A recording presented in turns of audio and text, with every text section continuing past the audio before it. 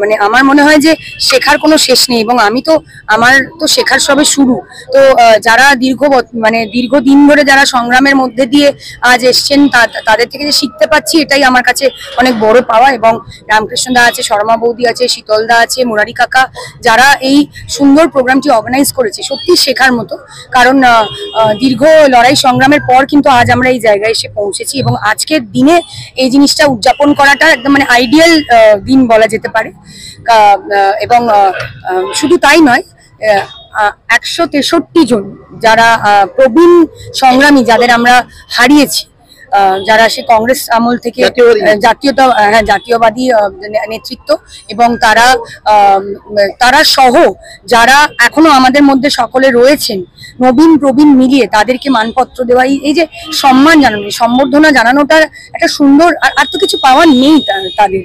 তো এইটা খুব ভালো একটা ভাবনা এবং আমি তার পার্ট হতে পেরে আমার খুব ভালো লাগছে, শিখতে পারলাম অনেক কিছু। তবে তো শুরু কাজ, অনেক কিছু করার পরিকল্পনা আছে, কিন্তু সবকিছু তো ম্যাজিকের মতো হয়ে যাবে না। ধীরে ধীরে আমরা প্রত্যেককে নিয়ে, আমার প্রত্যেক নেতৃত্বকে নিয়ে সাথে আমরা কাজগুলো এগোচ্ছি এবং একটা একটা করে আমরা সুন্দরভাবে আমরা মানে আমার এক্সপিরিয়েন্স জেতার পর থেকে খুবই ভালো। কারণ বরানগরের আমার যারা নেতৃত্বরা রয়েছেন তারা প্রচন্ড কোঅপারেট করেন এবং প্রচন্ড তারা ডিসিপ্লিনড। তো আমি খুব খুশি তাদেরকে পেয়ে। তো একটু সময় সাপেক্ষ, কিন্তু মানে শুরুটা হয়ে গেছে। কারণ কেএমডিএ থেকে ইঞ্জিনিয়ার এসেছিলেন এবং তারা ইন্সপেকশন করে গেছেন এবং নেক্সট যেরম ভাবে যা প্রসিজিয়ার আছে সেইগুলোর মধ্যে দিয়ে আশা করি বছর খানেকের মধ্যে আমরা হয়ে যাবে। শ্মশানঘাটের গেট আমরা একটা করছি, ওখানে আবেদন জানিয়েছিলেন রামকৃষ্ণ দা আবারও।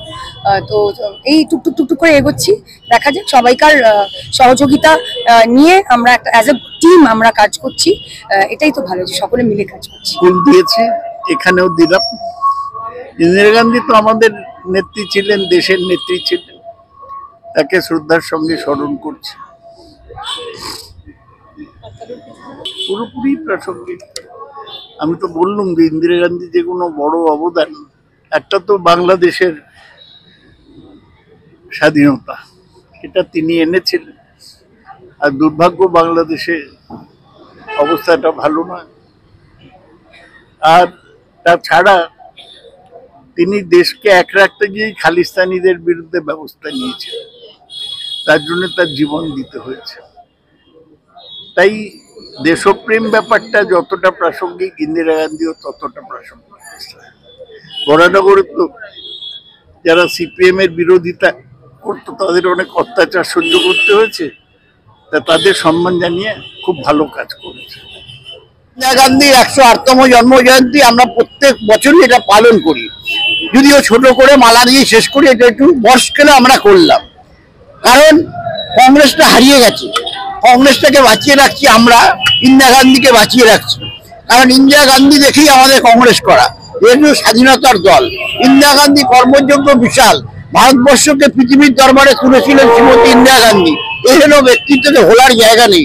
শ্রীমতী ইন্দিরা গান্ধী ব্যাংক জাতীয়করণ করেছেন, রেল জাতীয়করণ করেছেন, কোল জাতীয় করেছেন, এরকম অনেক কিছু যা মানুষের প্রয়োজন হলে সেগুলো শ্রীমতী ইন্দিরা গান্ধী জাতীয়করণ করেছেন।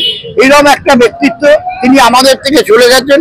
আমরা মনে করি না শ্রীমতী ইন্দিরা গান্ধী ঘাতক, বিয়ান সিং, সদবান সিং, তারা নয়, এর মধ্যে গভীর ষড়যন্ত্রকারী তারা, যারা আজকে দেশকে টুকরো টুকরো করার চেষ্টা করছে। এরা হচ্ছে মুখ্য ব্যক্তিত্ব যারা আজকে এই বিয়ান সিং, সদবান সিংকে দিয়ে ইন্দিরা গান্ধীকে খুন করেছে। তবে আমরা জানি যারা দেশ এবং দেশের জন্য কাজ করে, জাতীয়বাদী রক্ষা করবার জন্য, দেশকে রক্ষার জন্য যারা কাজ করে তাদের এইভাবেই মরতে হয়। আমরা অতীত ইতিহাস ঘাটলে দেখবো আমেরিকার John Kennedy, Abraham Lincoln, Shrimati Indira Gandhi, Mahatma Gandhi, আরো কত নাম বলবো, যারা দেশকে রক্ষা করবার জন্য নিজের জীবনের কোরবানি দিয়েছেন। এই ব্যক্তিত্ব শ্রীমতী ইন্দিরা গান্ধী, তার প্রতি আমরা শ্রদ্ধা নিবেদন করে এই বড় আকারে এই অনুষ্ঠানটা করলাম। আজকে প্রায় 170 জনকে ইতিমধ্যে দিয়েছি, আরো দেবো। আরো আজকে যেটা আকর্ষিত, যারা জাতীয়বাদী দলের নেতৃত্ব, জাতীয় নেতৃত্ব, তাদের আজকে আমরা, যারা নেই আমাদের নেতৃত্ব দিতেন, তাদের ফলক লাগিয়ে আমরা তাদের স্মৃতির প্রতি শ্রদ্ধা নিবেদন করলাম।